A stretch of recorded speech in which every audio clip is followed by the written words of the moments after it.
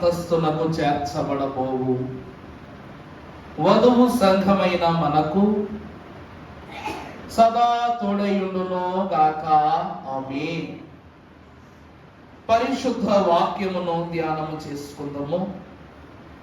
యేసు క్రీస్తు ప్రభు యొక్క అతి శ్రేష్టమైన పావన భాగ్యము, ఆయన సన్నిధి సహవాసము యొద్దకు వచ్చి ఉన్న మనందరకును తోడయుండును గాక. దేవుని వాక్యమును చదువుకొని పరిశుద్ధ లేఖన భాగములోని కొన్ని అంశాలను ధ్యానించుకుందాము. చదువుబడిన అంశ పాఠము అపోస్తలుడైన పౌలు భక్తుడు తీతు మహాభక్తునికి రాసిన పత్రిక పాఠ్య భాగము 2వ అధ్యాయము 11వ వచనము నుండి మనము చదువుకున్నట్లయితే, ఏలయనగా సమస్త మనుష్యులకు రక్షణకరమైన దేవుని కృప ప్రత్యక్షమై మనము భక్తిహీనతను, ఇహలోక సంబంధమైన దురాశలను శుభప్రదమైన నిరీక్షణ నిమిత్తము, అనగా మహాదేవుడును మన రక్షకుడైన యేసు క్రీస్తు మహిమ యొక్క ప్రత్యక్షత కొరకు ఎదురు చూస్తూ స్వస్థ బుద్ధితోను నీతితోను భక్తితోను బ్రతుకుచుండవలనని. చాలు, చిన్ని ప్రార్థన చేసుకుందాము. వాక్య మహిమానుభవముతో మమ్మలను నింపుటకు మర్మభరితమైన బోధకునిగా మా మధ్య నివసించుచున్న మా తండ్రి, నీకు అనేక వందనములు. మర్మ గర్భితమైన ఘనమైన ఏర్పాటులకు మూలమయ్యున్న మీరు మీ పరిశుద్ధ అంతరంగ మర్మములను తెలియజూచుచున్న విశ్వాసులమైన మా మనస్సునకు అందరూ అయినను మిమ్మల్ని అర్థము చేసుకుని అంతరంగమును స్థిరపరచుకొనగల పరిశుద్ధ పద్ధతులను నేర్పించినందులకు నీకే స్తోత్రములు చెల్లిస్తున్నా. నిన్ను తెలుసుకొనుటకు ఆత్మశుద్ధితో వెదకుచుండగా మీరు మాకు దొరకండి నాయన. మా ఆత్మ తలంపులకు మీరు చిక్కండి ప్రభువా. మా హృదయములు నిన్ను నిలుపుకొని అంతస్తు మాకు దయచేయమని మర్మముగా అగోచరము కాని సంగతులను వాక్యము ద్వారా గోచరీకృతము చేయనై ఉన్న యేసు క్రీస్తు ప్రభు వారి పరిశుద్ధ నామమున మిక్కిలి వినయముగా బ్రతిమలాడి వేడుకొనుచున్నాము తండ్రి. ఆమేన్. మర్మ గర్భితమైన వాక్య బోధకుడైన ప్రభు యొక్క మర్మములు ఆయనే స్వయముగా మనకు బోధించి మనెల్లరూను మహిమ పరచును కాక. ఆమేన్. ప్రభువునందు దేవుని ప్రియబిడ్డలారా, వాక్యము సెలవిస్తూ ఉన్న మాటలో ఏలయనగా సమస్త మనుషులకు రక్షణకరమైన దేవుని దేవుని కృప ప్రత్యక్షమై మనము భక్తిహీనతను దురాశలను విసర్జించి అనగా మహాదేవుడును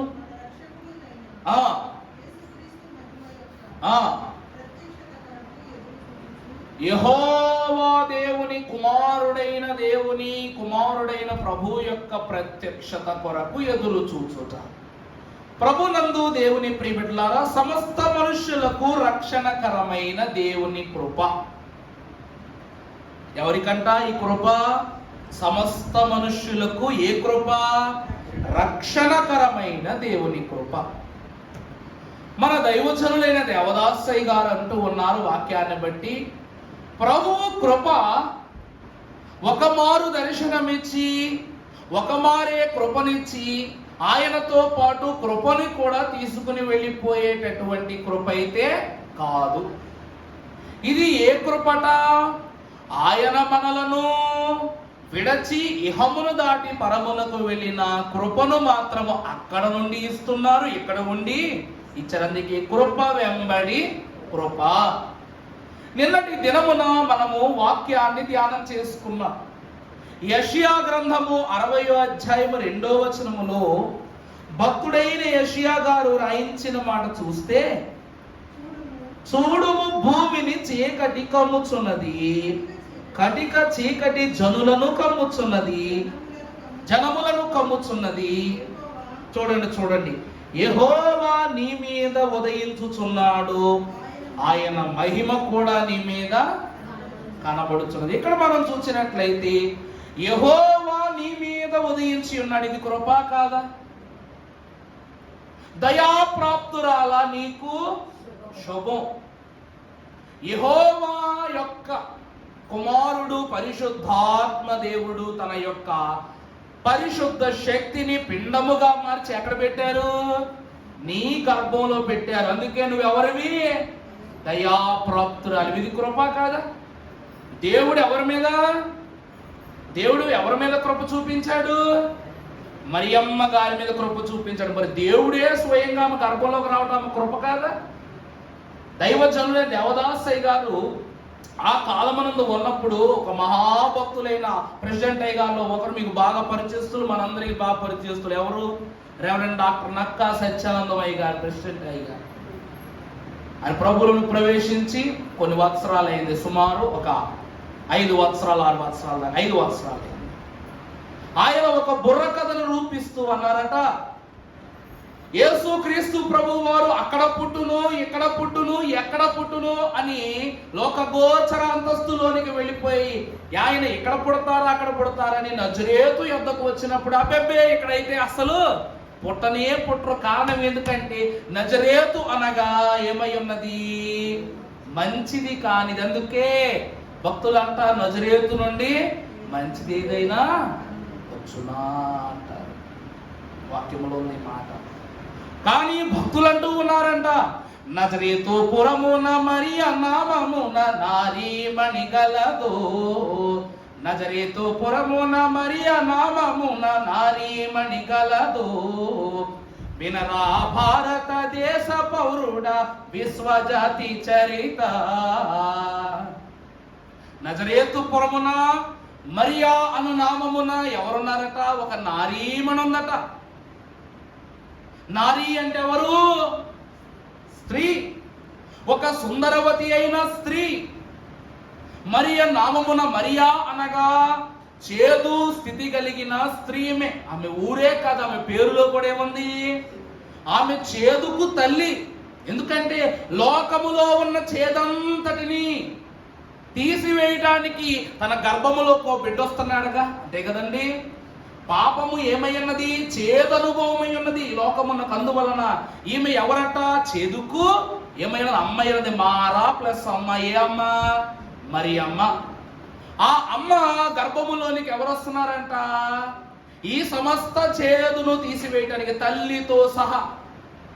ఆమె పుట్టిన స్థానములో నుండి, ఆమె పుట్టిన స్థలములో నుండి, కుటుంబములో నుండి, వంశములో నుండి, దేశములో నుండి, లోకములో నుండి చేదును తీసివేయటానికి చేదుకు తల్లి అయి ఉన్న ఆమె గర్భమును ఎవరు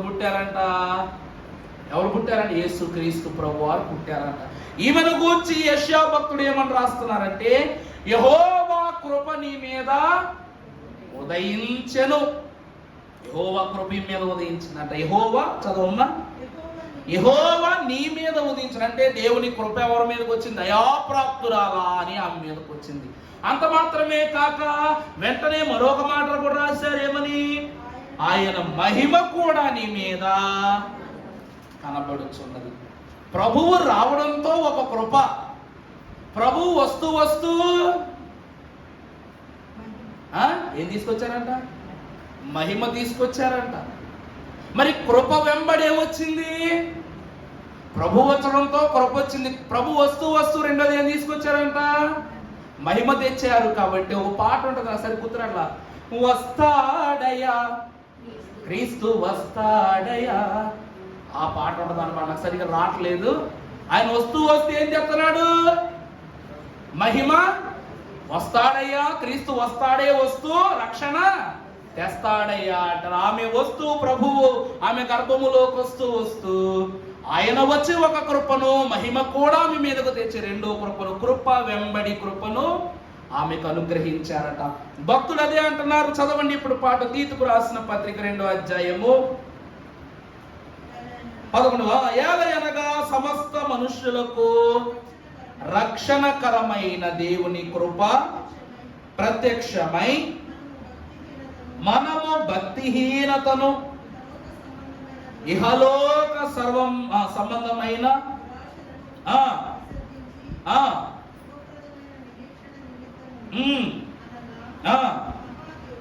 మహాదేవుడును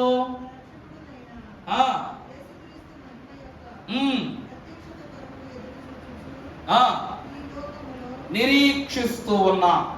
కీర్తనల గ్రంథము 119వ అధ్యాయము 64వ వచనాన్ని మనం ఒకసారి చూసినట్లయితే ఒక మాటను భక్తుడైన కీర్తనాకారుడు మన నిమిత్తం రాయించారంట. ఒకసారి చదువు. యెహోవా భూమి నీ కృపతో ఏమై ఉన్నది?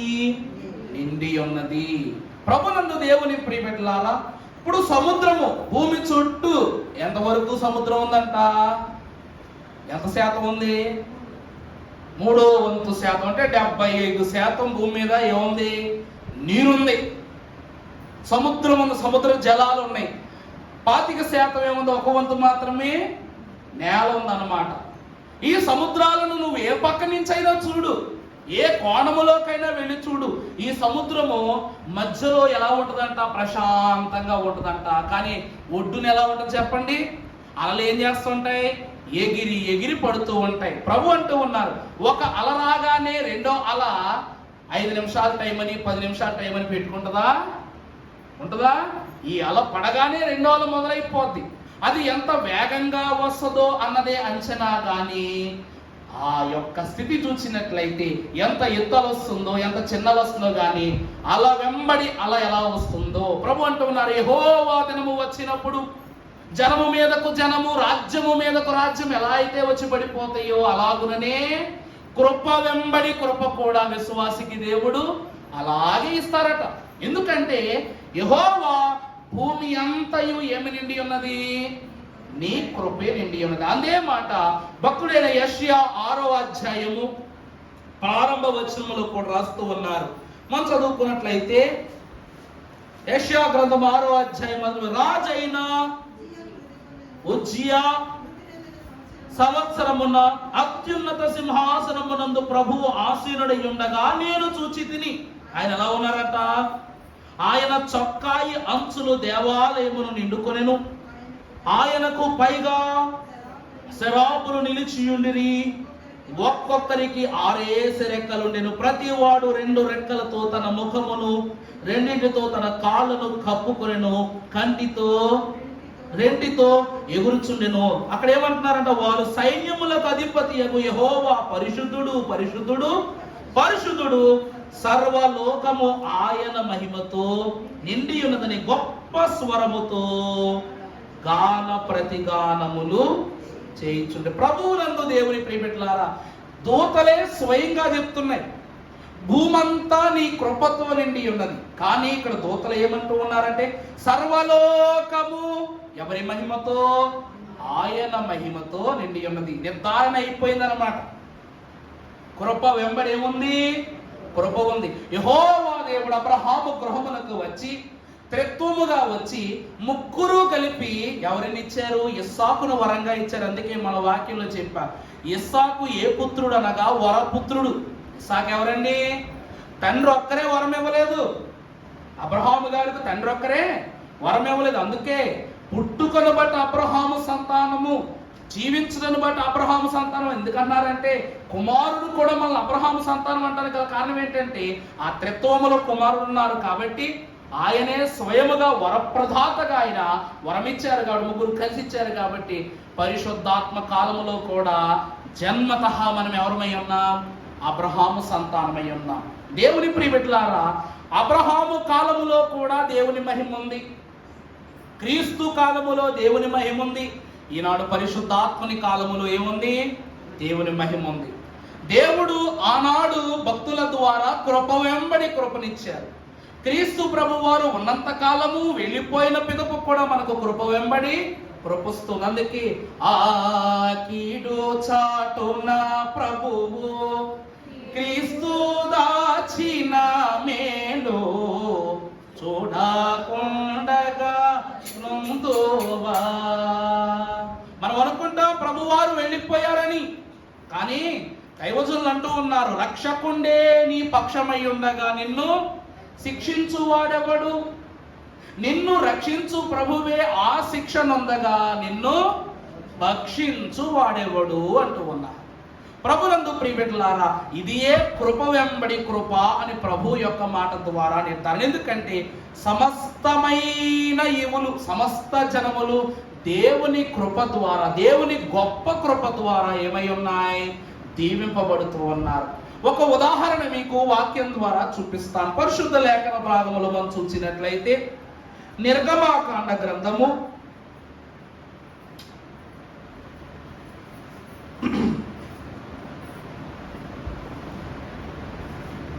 32 పరిశుద్ధుడైన మోషే పాఠ్య భాగం 32వ అధ్యాయం 18వ వచనం ఒకసారి చదవండి అమ్మా. 28వ వచనం చదవండి. నిర్గమాకాండం 32వ అధ్యాయం 28వ వచనం. లేవీయులు మోషే మాట చొప్పున చేయగా ఆ దినమున ప్రజలలో ఇంచుమించు 3000 మంది కూలిరి. చాలు.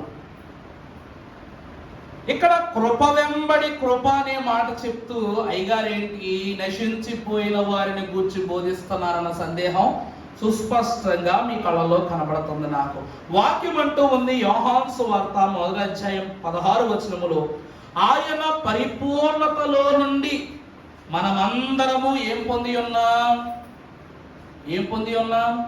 కృప వెంబడి కృపను పొంది ఉన్నాం. అంతే కదా? చూడాలి ఒకసారి వాక్యం ఏమంటుంది? యోహాను భక్తులు ఏమంటున్నారు? ఆయన పరిపూర్ణతలో నుండి మనం ఏం పొందుకుంటున్నాం? కృప వెంబడి కృప పొందుకున్నాం. పరిపూర్ణత అంటే ఏంటి? ఆయన అంటే ఏంటి? ఫస్ట్ ఆయన పరిపూర్ణత అంటే ఏమిటి? ఆది యందు ఏమున్నది? వాక్యం ఉంది. అంటే వాక్యాన్ని బట్టే క్రీస్తు ప్రభువారు ఈ లోకమున పరిపూర్ణత ఇచ్చారు. ఆ వాక్యమే దేవుడై ఉన్నది. దేవుడు వాక్యమై ఉండని కాదు, వాక్యం ఏమై ఉన్నది? చూడండి, బాగా గమనించాల్సిన మాటలు ఇవి. మనం అందరం అనుకుంటాం, నిన్నే చెప్పాను మీకు ఏమని, యేసు క్రీస్తు ప్రభు, నిన్నోళ్ళు కాకుండా విన్నోళ్ళు చెప్పండి ఒకసారి. ప్రభువు భూమి మీద జన్మించగానే గొల్లలు ప్రభువును చూడడానికి వచ్చారా? ప్రభువు గొల్లలు చూడడానికి వచ్చారా? తెలిసిన వాళ్ళు చెప్పండి. గొల్లలే ప్రభువును చూడడానికి వచ్చారు. జ్ఞానులు ప్రభువును చూడడానికి వచ్చారా? ప్రభువు జ్ఞానులు చూడడానికి వచ్చారా? జ్ఞానులే ప్రభు చూడడానికి. సంతోష్ కుమార్ గారు మాట్లాడతలేదు, ఏంటో ఈయనేం చెప్తాడా అని అంటున్నారు. ఇంకా ఆకాశమునందు చేరి ఉన్న దూతల సమూహము ప్రభువును చూడడానికి వచ్చారా? ప్రభువే దూతలను చూడడానికి వచ్చారా? చెప్పాలి. ప్రభువును దూతలే చూడడానికి వచ్చారు. నిజమేనంటారా ఈ మాట? నిజమేనంటారా? కానీ దైవజనులు ఏమని రాశారు? నేడు దేవుడు నిన్ను చూడవచ్చినాడు, మేలుకో నరుడా మేలుకో. ఇదిగో నేడు రక్షణ తెచ్చినాడు నీ కోసమై, మేలుకో పాపము చాలు. నేనేమని చెప్పాను? గొల్లలైన వారు పక్క దేశము నుండి ఇక్కడికి రావాలి. జ్ఞానులైన వారు వారి దేశము నుండి ఇక్కడికి వచ్చారు. దూతలైన వారు వారి లోకము నుండి ఇక్కడికి వచ్చారు. కానీ మన ప్రభు ఎక్కడి నుంచి వచ్చారంట? అన్ని లోకములకు అవతలానున్నా, అన్ని లోకములకు అవతలానున్నా, ఉన్నత లోకాన సన్నుతులుగున్నా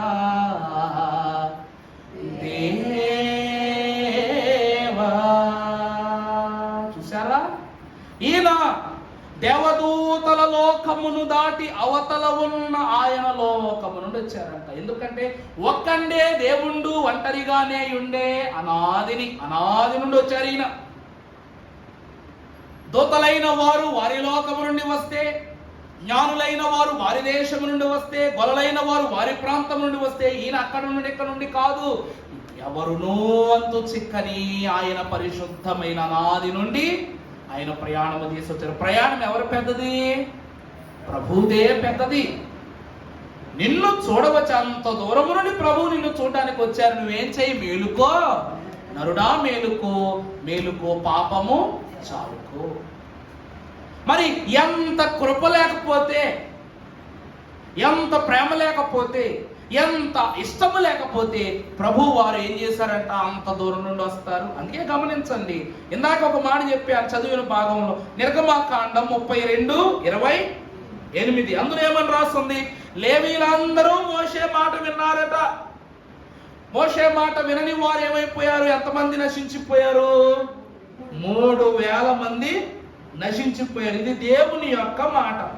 ప్రభు నందు దేవుని ప్రియబిడ్డలారా, ఇక్కడ లేవీయుడు అంటే ఎవరు అనగా, మోషే అంటే ఎవరు అనగా, దేవుని ఇల్లంతటిలోనూ ఏమైన వాడు. మోషే ఏం బోధించాడు? మోషే ఏం బోధించాడండి? దేవుని మాటలే కదా బోధించింది. లేవీయుడు అనగా అహరోను. అహరోను ఎవరు? దేవుని యాజకుడు. యాజకుడు అనగా ఏం బోధించేవాడు? దేవుని మాటలను బోధించేవాడు. కృప అంటే ఏమిటనగా సువార్తే. కృప అంటే ఏమిటండి? ఇప్పుడు మరియమ్మ గారు ఉన్నారండి, తల్లి అయిన మరియ గారు ఉన్నారు. అంతమంది తల్లులు ఉండగా మరియమ్మ గారి దగ్గరికే దూత ఎందుకు వచ్చింది? అంతమంది భక్తులు అంటారు ఉండగా ఆమె గర్భమునే ప్రభు ఎందుకు జన్మించారంటే, ఆమె ఎవరనగా దయాప్రాప్తురాలు. ఎందుకు దయాప్రాప్తురాలంటే, ఆమెకు వేరే పనేమి లేదు, ప్రభువును స్తుతించటమే ఆమె పని. అందుకే వాక్యములో కూడా తన తల్లి అయిన మరియను ఉదహరిస్తూ బేతనీయ గృహవాసురాలైన మరియతో అంటారు, మరియ ఉత్తమమైన దానిని. ఉత్తమమైనదంటే ఏంటి? ఉపమైన సన్నిధి చెప్పండి. ప్రార్థన. ఉత్తమమైన పని ఏమిటండి? ప్రతి విషయ ప్రార్థన సమయంబున కృతజ్ఞతా స్తోత్రము తండ్రి. ఏం చేస్తుందామె? ప్రతి విషయమును ప్రార్థన సమయమున కృతజ్ఞతతో ప్రభుకి ఏం చేస్తుంది? విన్నవిస్తూ ఉంది. అందుకే ఆమె అంత దయ పొందుకున్న ఆమెగా దేవునిలో ప్రసిద్ధి చెందింది. ఈ భక్తురాలట ప్రార్థిస్తూ ప్రార్థిస్తూ ప్రార్థిస్తూ ఎంత ప్రార్థించిందంటే, అంత దేవుడిని నరునిగా మార్చి, వింత శిశువుగా మార్చి తన గర్భములో దాచుకునేంత గొప్ప ప్రార్థన చేసిందంట. అందుకే ఆమె ఎవరు? దయాప్రాప్తురాలైపోయింది. ఇక్కడ మనము చూస్తే ఆమె దేవుని మాట వింది, దేవుని మాట కొరకు ఉంది, దేవుని కొరకే ఆమె ముందుకు వెళుతూ ఉంది. అందుకే నజరేతు నుండి మంచిదేదైనా వచ్చునా అన్నారు. వచ్చింది కదా. ఈ చెడ్డ మాటను, ఈ చెడ్డ పేరును, ఈ చెడ్డ ప్రాంతాన్ని పరిశుద్ధపరచడానికి ఆమె ప్రార్థన అనే అంశాన్ని తీసుకుని, ప్రార్థన అనే ఏర్పాటును తీసుకుని దేవుళ్ళు అట్లా అట్లా అట్లా అట్లా అట్లా ముందరికి వెళ్ళిపోయింది. దేవుళ్ళు ఎలా వెళ్ళిపోయిందట? అలా ముందుకు వెళ్ళిపోయింది.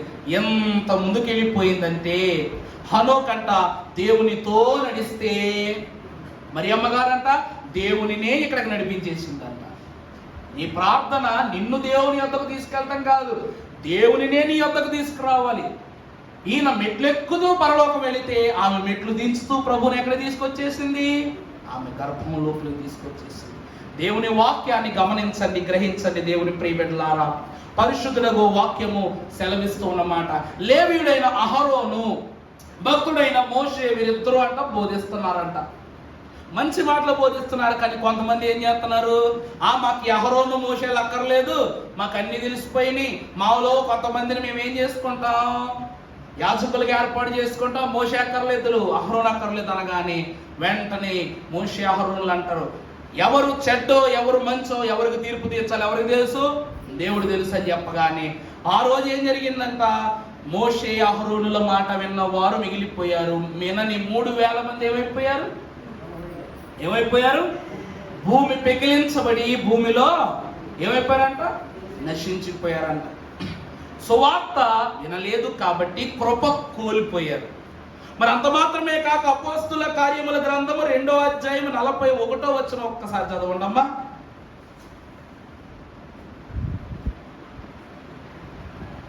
అపోస్తుల కార్యముల గ్రంథం 2:41. కాబట్టి అతని వాక్యమును అంగీకరించిన వారు బాప్తిస్మము పొందిరి.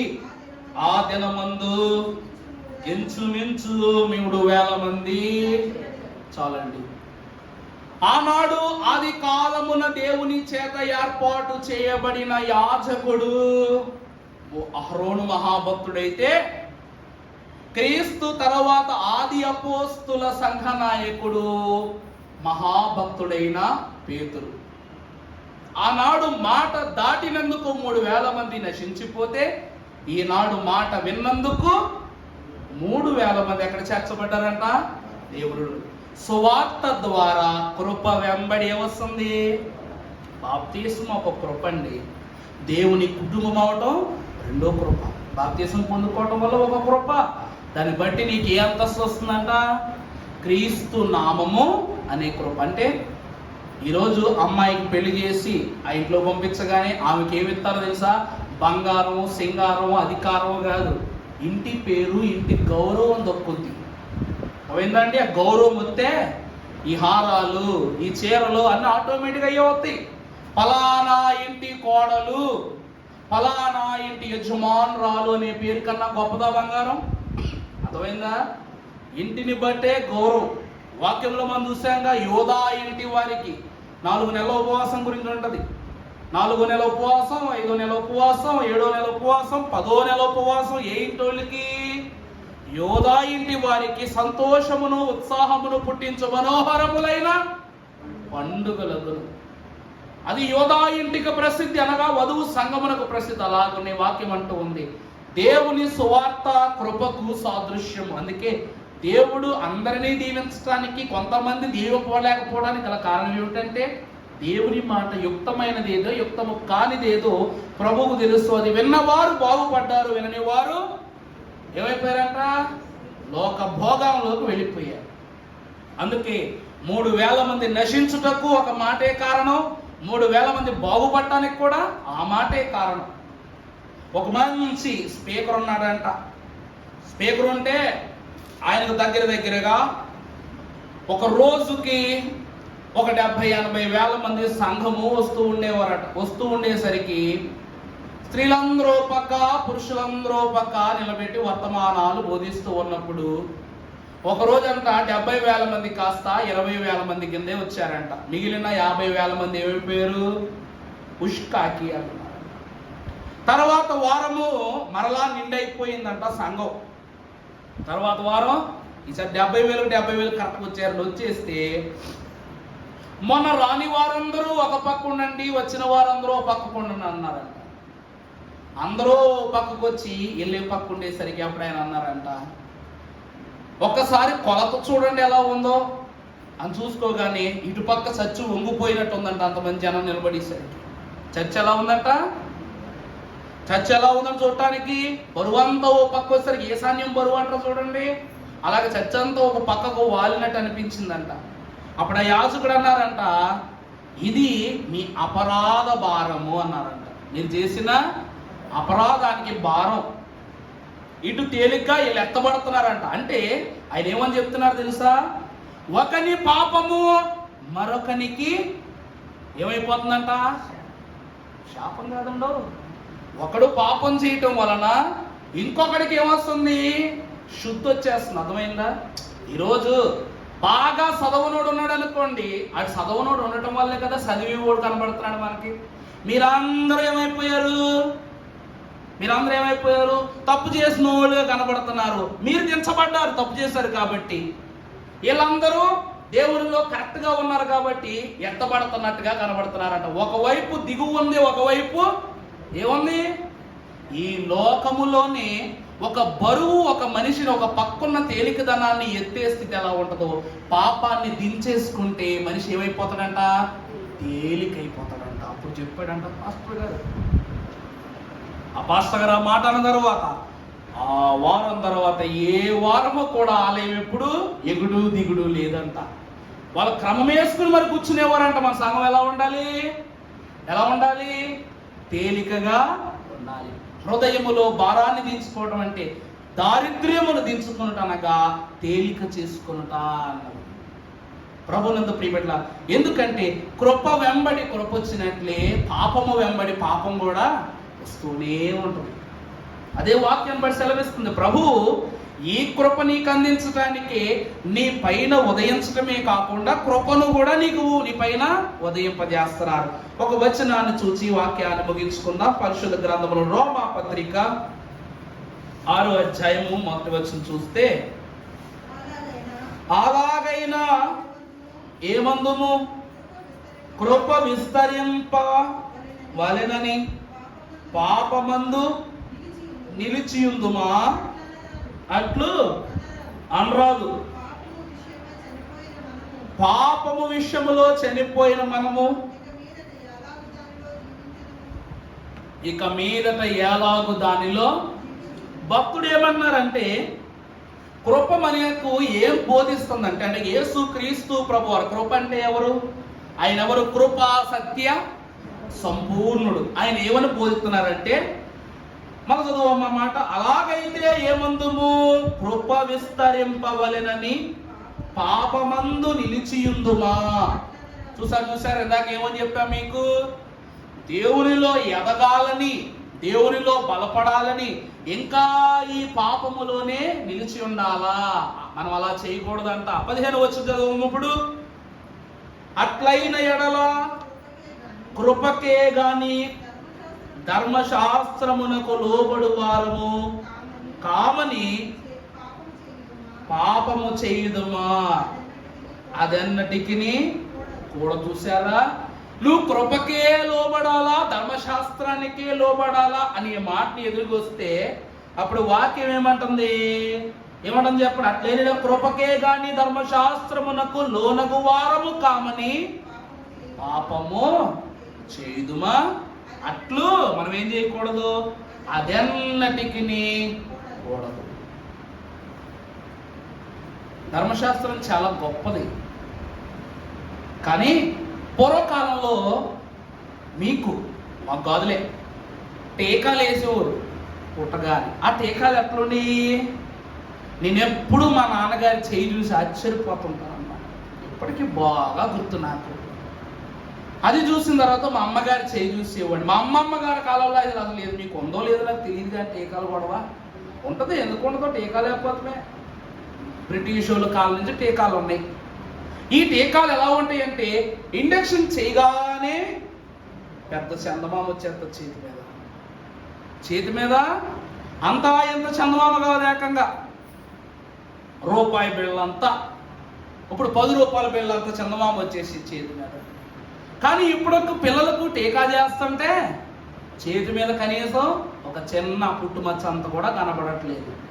అప్పుడే టీకాలు బాగా పనిచేస్తున్నాయి, ఇప్పుడు టీకాలు బాగా పనిచేస్తున్నాయా? అర్థమవుతుందా అండి? వాక్యాన్ని బట్టి చెప్తున్నాం. ధర్మశాస్త్రము అప్పుడు టీకాలు బాగా పనిచేస్తున్నాయి, ఇప్పుడు బాగా పనిచేస్తున్నాయా? ఏమండి? అప్పుడే బాబా, ఇది బాగా జ్ఞాపకం పెట్టుకోండి. ధర్మశాస్త్రము ద్వారా మనము విస్తరించి ఉన్నామా, కృపాశాస్త్రమును బట్టి విస్తరించి ఉన్నామా? టీకా అయితే బయటికి కనబడుతుంది, కానీ ఆ టీకాలను బట్టి మనం చనిపోకుండా ఉంటున్నావా, రోగాలు రాకుండా ఉంటున్నాయా, ముసలోళ్ళు కాకుండా లేకపోతున్నావా, బలహీనతలు రావట్లేదా, దగ్గులు రావట్లేదా, తుమ్ములు రావట్లేదా? అప్పుడు దగ్గు వచ్చింది, అప్పుడు తుమ్ము వచ్చింది, ఇప్పుడు దగ్గు వస్తుంది. ఇప్పుడు టీకా వేయించుకున్నోడికి అవి వస్తున్నాయి. అంటే ధర్మశాస్త్రాన్ని బట్టి. అప్పుడే కదా అది ప్రభు మొదటి ఇచ్చింది కదా, అప్పుడు అనుగ్రహించింది కదా. ఇప్పుడు వచ్చిన కృపాశాస్త్రం కానీ దానికి కొలత బరువు ఎక్కువ కదా, దానిలో ఉన్న అంశ బలం ఎక్కువ కదా. అని దాని వెనకాల వెళ్ళామనుకోండి దీనికి ద్రోహం, దీనికి వెళ్ళామనుకోండి దానికి ద్రోహం.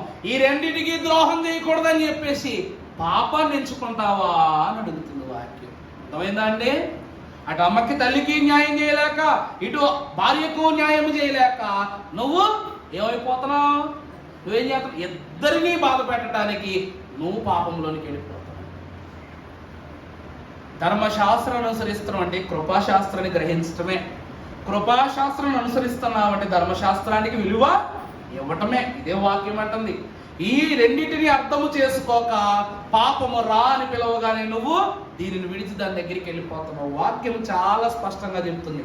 కృపాశాస్త్రం ఏమని బోధిస్తుంది అంటే చూడండి, దేవుని కృప తెలివిగల ఉపదేశము వంటిది.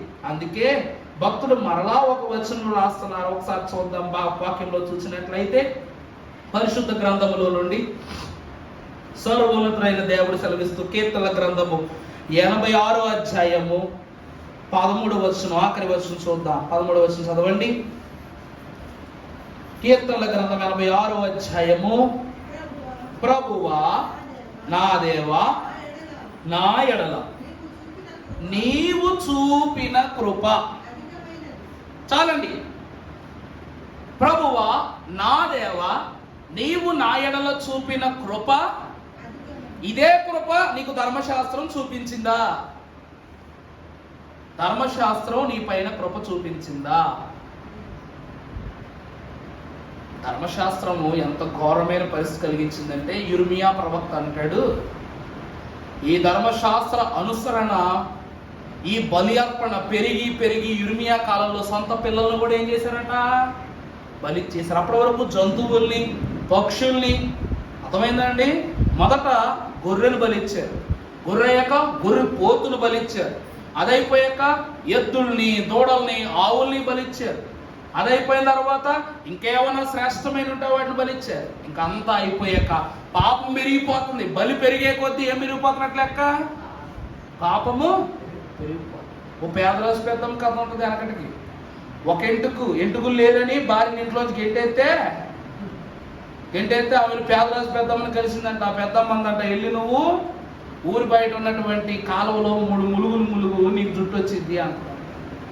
ఇవి వెళ్ళి ములిగి రాగానే ఏమొచ్చింది ఈమెకి? ఆ ముందు భార్యకి ఏమో ఒక ఎంట్రుకు ఉంది, ఈమెకి అసలు జుట్టు లేదని వెళ్ళి ములిగింది. 2 ఎంటుకలు వచ్చినాయి ఈమెకి. భర్త దగ్గర రాగానే 2 ఎంటుకలు ఉన్నాయి కదా అని చెప్పేసి ఈమెను ఒక్క ఎంటుకు ఉందని ఈమెకి ఎంటేసాడంట. ఈమె వెళ్ళిపోయి ఏం చేసింది? మళ్ళా పేదరాశి పెద్దమ్మని అడిగిందంట. పెద్దమ్మ ఏదో మా ఆయనని గెట్టేసాడంటే, నువ్వు 3 ములుగు అని చెప్పేసి అనగానే ములిగిందంట. ఈమె 2 ఎంటుకలు వచ్చినాయి అంట. 1+2 3 ఎంటుకలు ఉన్నాయి. ఎప్పుడు ఏమో ఎక్కువ ఏమి పిచ్చుకొద్ది ఏం చేసింది? అమ్మో ఇప్పుడు మళ్ళా నేను వెళ్తాను, ఇది కూడా మళ్ళీ పేదరాశి పెద్దమ్మ దగ్గరికి వచ్చి ఏం చేస్తుంది?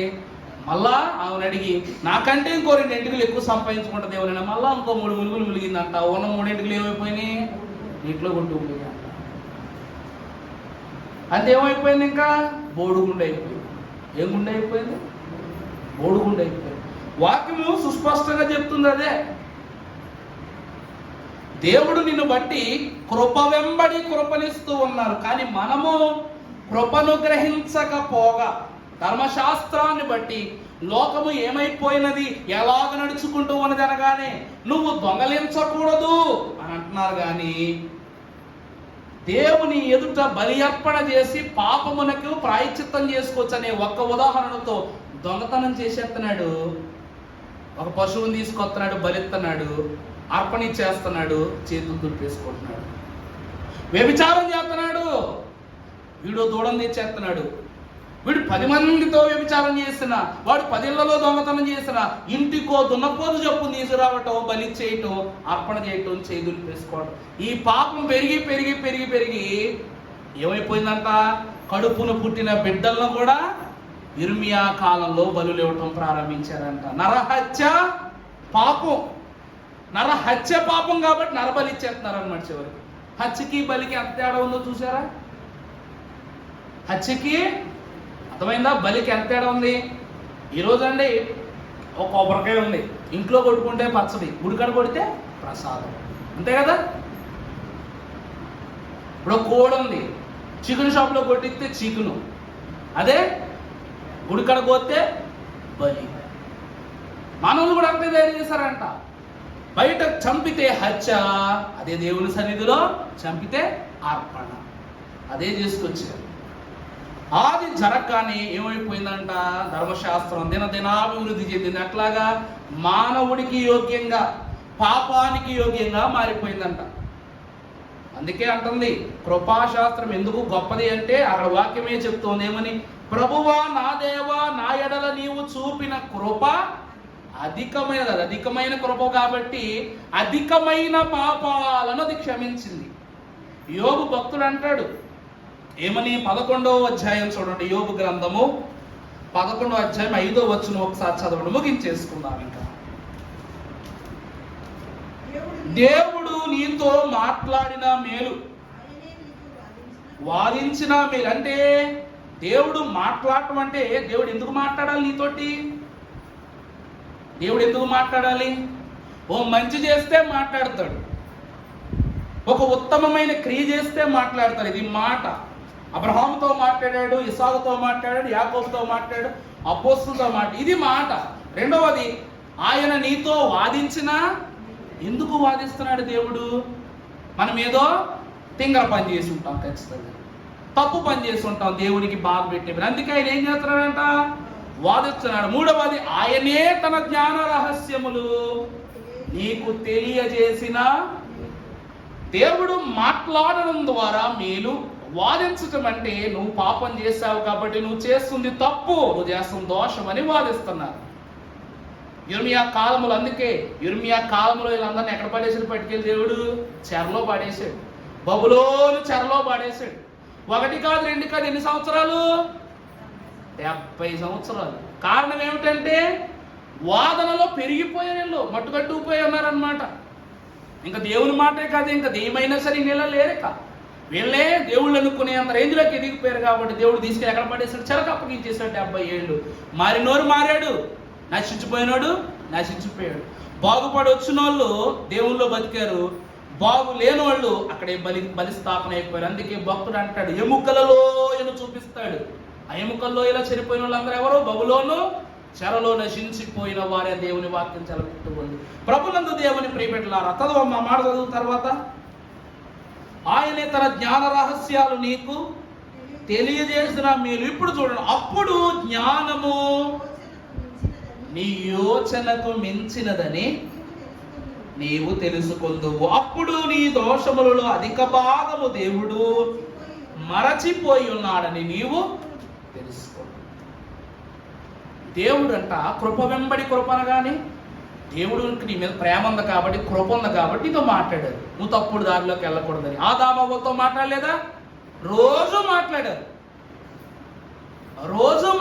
అప్పటి నుండి అపోస్తుల కాలం వరకు ప్రభు మాట్లాడుతున్నారు. కుమారునిగా వచ్చి నీతోను, నీ పాపముతోను, నీ క్రియలతో. అందుకే సాతానా నా వెనకొప్పో, నా బిడ్డల జోలికి రావద్దు, నా యొక్క సంత జోలికి రావద్దు, నా విశ్వాసుల జోలికి రావద్దు. అందుకు ప్రభు అంటారు, నువ్వు నా జోలికి వచ్చినా ఊరుకుంటాను, కానీ నా విశ్వాసుల జోలికి వస్తే ఊరుకోరు. ప్రభు వాదించారా లేదా? పాపంతో వాదించారు. తనే జ్ఞాన రహస్యాలు తెలియజేయటం అంటే ఈరోజు మనం పాడుకుంటాం, దైవాత్మారము నా తనువును వాలుమని.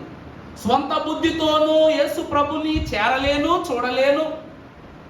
ప్రభుని చూడలేము, చేరలేము. నేనెంత వెతకినా ప్రభుని కలుసుకుని చెంత. స్వంత బుద్ధితోనూ ఏం చేయలేము, స్వంత శక్తితోనూ ఏం చేయలేము. అందుకే మనం ఏమని పాడతాం తర్వచరంలో? తెలివిని కలిగించు. నన్ను ఎలా వెలిగించాలి? నువ్వు దివ్యగా వెలిగించు. ప్రభు తన జ్ఞాన రహస్యాలు మనకి ఇస్తున్నారా లేదా? అప్పుడు జ్ఞానమును, మనస్సాక్షిని దేవుడు మనకిస్తున్నాడు. కాబట్టి మనము దేవుని కృప ఇదన్నమాట అని తెలుసుకుంటున్నాం, ఇదన్నమాట అని గ్రహిస్తున్నాం. దేవునితో మాట్లాడే అనుభవం కలిగి ఉన్నాం. ఇవన్నీ కలిగి ఉండటం వల్ల మనకేమొస్తుంది తెలుసా? నీ దోషములో అధిక భాగాన్ని దేవుడు మరిచిపోయి ఉన్నాడని నువ్వు తెలుసుకోను. అంటే పరిశుద్ధుని చేసి నీ వరములు దయచేసి నీ పరిశుద్ధ సన్నిధిని చూపుమా, పావురమా, వినుమా. ఇలా మన్నించును. భక్తులు ఏమన్నారు? నన్నును భక్తులను ఏనాడును దేనితో? కృపతోను. కృప ఏం చేస్తుందంట? ఇలా మన్నించుము మా పాపరాశులను. నీ పాపమంట ఒక గిన్నెతో తీసేదో, ఒక గ్లాసుతో తీసేదో, లేకపోతే ఒక గుండుతో తీసేది కాదు. అదొక రాశి. రాశి అంటే దాని అర్థం ఏంటి? గొప్ప. రాశి అంటే ఏంటండి? శ్రీకృష్ణదేవరాయల కాలంలో ఉన్నంట ఏం చేసేవారు? వజ్రాలు రాసులుగా పోసి అమ్మేవారంట. అంటే ఏంటి? వీధిలో ఎలాగైతే టమాటాలు, బెండకాయలు ఎలాగైతే అమ్ముతున్నారో వజ్రాలు, వైడూరు ఎలా అమ్మేవారు? సేరు, సోలుడు అన్నట్లుగా అమ్మేవారంట. నీ పాపం కూడా ఇప్పుడు ఎలా అయిపోయిందంట? పెరిగి పెరిగి రాశిగా, పాప రాసులను మాపి వేయుము దేవా. ఇదంతా దేని వల్ల సాధ్యము? కృప. అందుకే నీ కృపలేని క్షణము, నీ దయలేని క్షణము నేను హించలేను యేసయ్యా. నీ కృపలేని క్షణము, నీ దయలేని క్షణము నేను హించలేను యేసయ్యా. యేసయ్యా నీ కృప నాకు చాలయ్యా, నీ కృప లేనిదే నే బ్రతుకలేనయ్యా. యేసయ్యా నీ కృప నాకు చాలయ్యా, నీ కృప లేనిదే నే బ్రతుకలేనయ్యా. యేసయ్యా నీ కృప నాకు చాలయ్యా, నీ కృప లేనిదే నే బ్రతుకలేను. భక్త జనకోటికి క్రీస్తు ప్రభు వారు అందించిన ఒకే ఒక్క అంతస్తు పుట్టడంతో తల్లి అయిన మరియమ్మ గారికి దయాప్రాప్తురాలనే కృప ఈ లోకములోనికి వచ్చుటను బట్టి బెత్లెహేమునకు బెత్లెహేమ యూదా ప్రధానులలో నువ్వు ఎంత మాత్రము దేశానికి ప్రాంతానికి కూడా కృప ఉంది కాబట్టి నువ్వేమి కాదు, అల్పమైన దానివి కాదు. చూసారా దేవుడు ఎంత గొప్పవారు. ప్రాంతానికి కృప చూపించారు, దేశానికి కృప చూపించారు, తల్లికి కృప చూపించారు. అందుకే కృప వెంబడి కృప గమనించాలి. ఈ కృపే లేకుండా ఈరోజు ఉపవాస దీవెనలో కూర్చోగలమా? వచ్చిన మీరందరూ ఆరోగ్యవంతులు రానోలేదో నాకు తెలియదు మరి అని ఉదాహరించి చెప్పట్లేదు నేను ఈ మాట. ఎందుకంటున్నానంటే ఒక పనుండి దేవుని ఆలోచనలో దేవుని కార్యములో లేకపోతే వేరే విషయం, కానీ పని లేక గృహములో కూర్చుని టీవీకి అతుక్కుపోయి ఉండటం ఎంతవరకు కరెక్ట్ అంటారు? అందరికీ కృప కావాలి, కానీ కృప కావాలి అన్న నోటతోనే కృప వచ్చే పని ఒకటి కూడా చేయలేకపోవట ద్వారానే కృప వెంబడి కృప పోయి శోధన వెంబడి శోధన, శ్రమ వెంబడి శ్రమ, సాతాను వెంబడి సాతాను, దెయ్యాలు, సంఘ కార్యాలకు సాధనములు తెలుసు అన్నారు. ఎప్పుడు నువ్వు ఘనకార్యాలు చేసే క్రైస్తవుడుగా ఉన్నప్పుడు వాడి సమూహం వచ్చి ఏం చేస్తారు? మన మీదకి వచ్చి కూర్చుంటారు అన్నమాట. అందుకే గమనించండి, గ్రహించండి. దేవుని కృప, దేవుని సమాధానం. ఒక్క మాట 3000 మంది అపోస్తలులకు ఏమిచ్చిందంటే, అపోస్తలుడైన పేతురు గారిని బట్టి 3000 మందికి రక్షణ దొరికింది. ఒక మాట తప్పటాన్ని బట్టి 3000 మంది ఇశ్రాయేలులకు భూగర్భములో వారిని ఏం చేశాడు? దేవుడు కృషింపజేశాడు, నశింపజేసేసాడు అన్నమాట. ఒక మాటే. అందుకే మాట నాలుక వశం, జాగ్రత్తగా ఉండాలి. సామెతల గ్రంథంలో మాటింది, జీవం మరణము నాలుక వశమే. ఆ మాట దాటితే జీవించటానికి పేతురు మాట విన్నారు, మరణించడానికి భక్తుడైన మోషే అహరోనుల మాట వినలేదు. వీరు ఒక మాటతోనే వారికి ఉన్న స్థితిని పోగొట్టుకున్నారు. కృప వెంబడి కృపతో దేవుని మాటలు ఎన్ని విన్న మనము దేవుని వాక్యం సెలవిచ్చినట్లు నిన్ను చూడడానికి రాబోతున్నారు ఇంకొన్ని గడియల్లో. రేపు ఒక్కరోజే గ్యాప్ అంతే. ఎల్లుండా ఉదయకాలం ధ్యాన క్రిస్మస్ అన్నట్టు చెప్పడం మర్చిపోయా. ధ్యాన క్రిస్మస్కు సిద్ధపడి రండి.